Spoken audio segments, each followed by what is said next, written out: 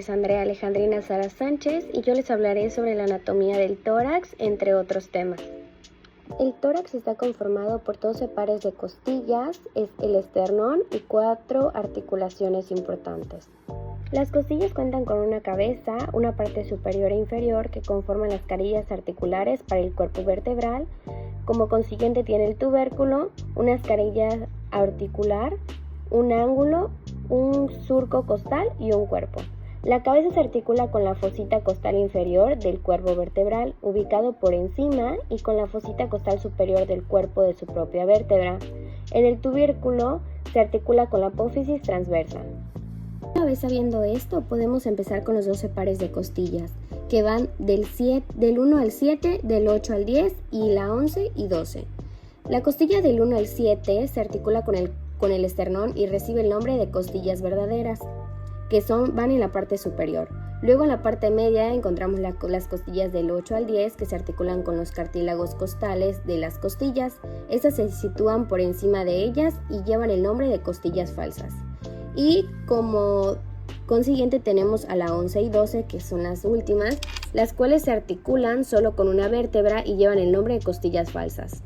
El esternón se ubica en la línea media de la caja torácica y se divide en 3 partes. Por la parte superior encontramos el manubrio, en la parte media el cuerpo y por último la apófisis chifoide.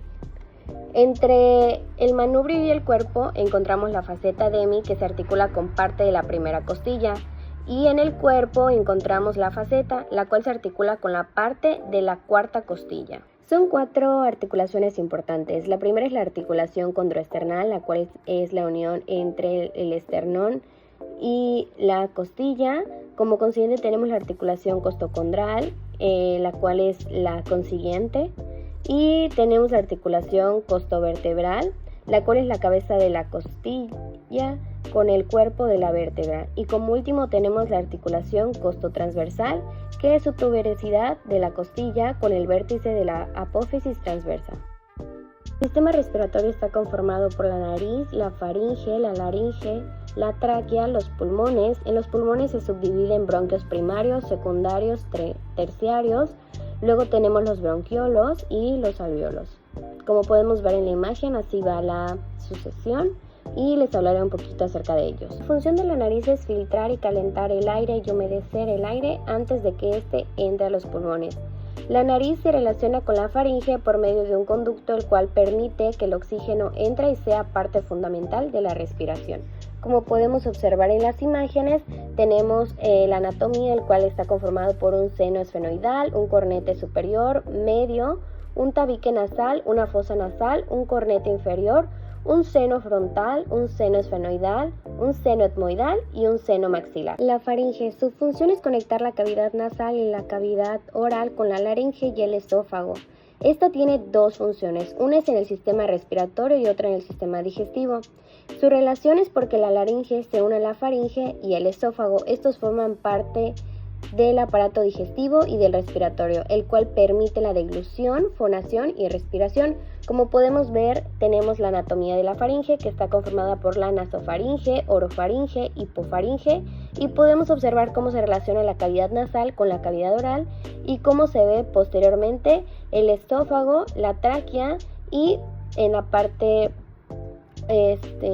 posterior podemos ver el ilioides y la laringe. La función de la laringe es proteger las vías respiratorias cuando deglutimos, así como la epiglotis y las cuerdas vocales se cierran estrechamente cuando deglutimos, para evitar que la comida y los líquidos pasen a los pulmones. Las cuerdas vocales se abren naturalmente al respirar, de manera que el aire puede entrar y salir de los pulmones. La relación que tiene la laringe con la tráquea es el bloqueo al acceso de los alimentos, permitiendo la respiración. Como podemos ver, la laringe está conformado por la epiglotis, supraglotis, las cuerdas vocales, la glotis y subglotis. Y podemos ver cómo se relaciona con la cavidad oral. La tráquea tiene una función muy importante, la cual es llevar el aire rico en oxígeno hacia y desde los pulmones, así como se encarga de sacar dióxido de carbono de los pulmones. Su relación es que el conducto se encarga de llevar aire a los pulmones, básicamente. Luego tenemos una imagen en la cual se puede ver todo lo que conforma la tráquea desde el cartílago tiroideo, ligamento cricotoideo, cartílagos traqueales, bifurcaciones, los bronquios, cartílagos.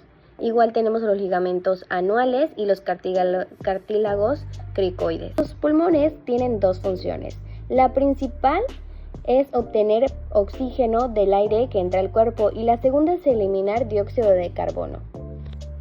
Y como podemos ver la imagen, los pulmones están conformados por un lóbulo superior izquierdo, bronquio izquierdo, bronquios lobares secundarios, fisuras oblicuas, língula. Luego del lado derecho tenemos un lóbulo superior, bronquio principal derecho, fisura horizontal, fisura obliqua, y esto está unido a través de la tráquea y la carina. Los bronquios primarios se originan en la tráquea y se dirigen hacia los pulmones. Uno va hacia el pulmón izquierdo y el otro hacia el derecho. Su función es transportar aire hacia los pulmones y empezar el proceso de calentamiento y humidificación del aire inhalado. Como podemos observar en la imagen, tiene forma como de un brócoli.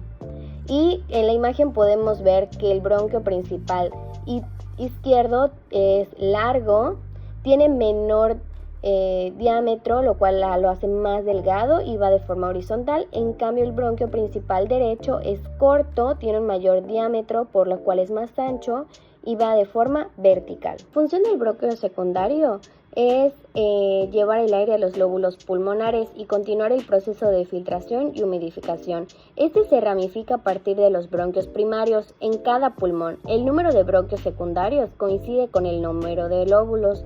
Por ejemplo, en el izquierdo tenemos 2 y en el derecho tenemos 3. El bronquio terciario se ramifica a partir de los bronquios secundarios. Cada bronquio terciario irriga un segmento broncopulmonar, como podemos observar en la imagen. Su función es distribuir el aire de manera más precisa a las distintas áreas de los pulmones para una mejor gasificación.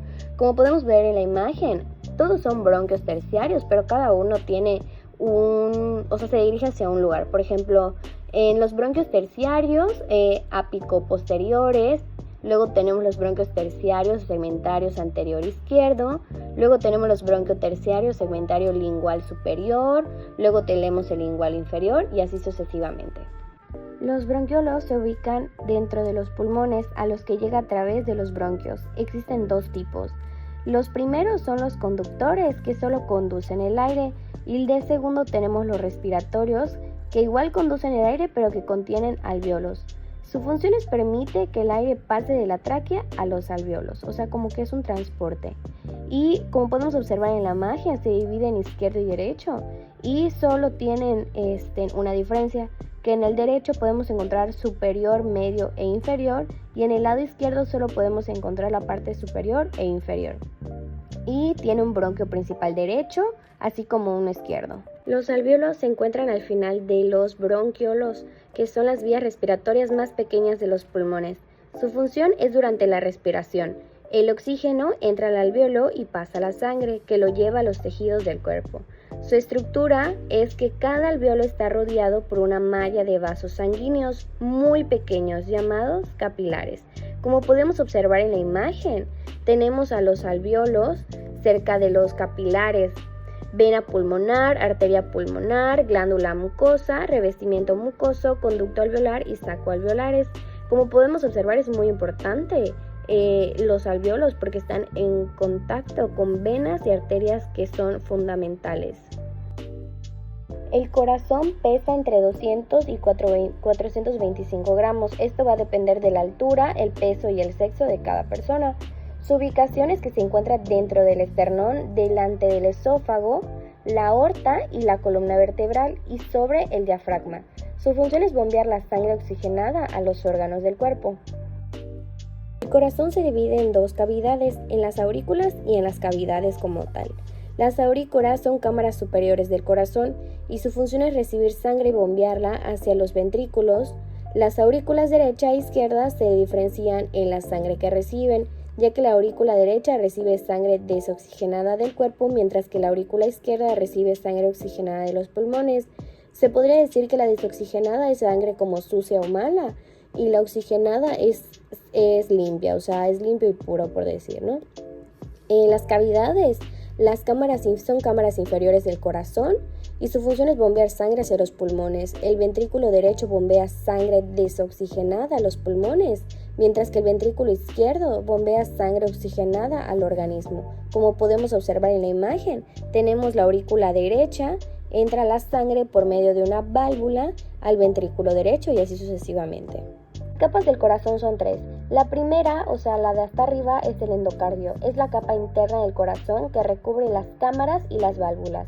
Está formada por un endotelio, que es un epitelio plano y simple, y un tejido conectivo rico en fibras elásticas. Luego, en medio, tenemos el miocardio, que es una capa muscular intermedia del corazón, es la más gruesa de las 3. Es el músculo cardíaco que se contrae y relaja para bombear sangre por el cuerpo. Y por último tenemos el pericardio, que es un saco delgado que envuelve el corazón y lo separa de otras estructuras del tórax, como los pulmones. Está formado por una capa protectora llamada epicardio, que es la capa más interna del pericardio. Como podemos observar en la imagen, tenemos el endocardio, tenemos el miocardio y el pericardio, de la manera en la que les mencioné. El sistema de conducción cardíaca se divide en 4. La primera son los nódulos sinauriculares, que es una pequeña masa de tejido especializado localizada en la aurícula derecha, y su función es iniciar los latidos mediante un choque eléctrico y controlar el ritmo cardíaco. Básicamente está la indicación de que empieza a latir el corazón. Luego están los nódulos sinauriculares, que es una pequeña masa de fibras musculares especializadas. Se encuentra en la parte inferior del surco intraauricular, cerca del septo membranoso interventricular, y su función es conducir impulsos eléctricos cardíacos desde las aurículas a los ventrículos. Luego, como paso número 3, tenemos el haz de His, que es un grupo de fibras musculares especializadas que transportan impulsos eléctricos a través del corazón. Se origina en el nódulo atrioventricular. Y por último tenemos las fibras de Purkinje, que estas son células musculares que se encuentran en la pared ventricular interna del corazón y permite la contracción del músculo cardíaco de manera coordinada y forma la parte final del sistema de conducción cardíaca. Básicamente este hace que se coordine, que haga la función tanto de contraer como de relajar el corazón. Estos se relacionan ya que el sistema respiratorio permite el intercambio de oxígeno y dióxido de carbono, mientras que el sistema cardiovascular se encarga de transportar la sangre oxigenada y eliminar los desechos. Estos juntos aseguran que el cuerpo recibe el oxígeno necesario para la función celular y elimina el dióxido de carbono por medio de la exhalación, manteniendo así un equilibrio en la inhalación y exhalación y el intercambio. El sistema respiratorio tiene dos funciones. Una es en el intercambio gaseoso, en la cual es en las vías respiratorias, los pulmones y los alvéolos son responsables de la entrada de aire y el intercambio de gases. Esto cuando inhalamos, el aire rico en oxígeno llega a los alvéolos donde ocurre la difusión de gases. Luego tenemos la oxigenación de la sangre.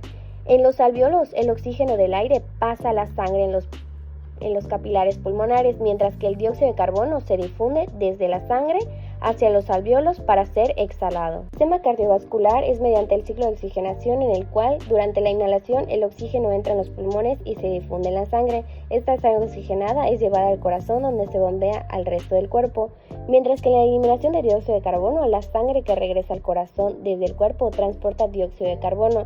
Esta sangre desoxigenada es enviada a los pulmones, donde el dióxido de carbono se elimina al exhalar. En conclusión, puedo decir que el sistema cardiovascular y todos los temas que he expuesto son muy importantes, ya que se relacionan mucho a nuestra carrera, desde el hecho de hacer una extracción, los medicamentos que tomen los pacientes, porque casi todos los pacientes tienen algún padecimiento, y cómo esto puede influir.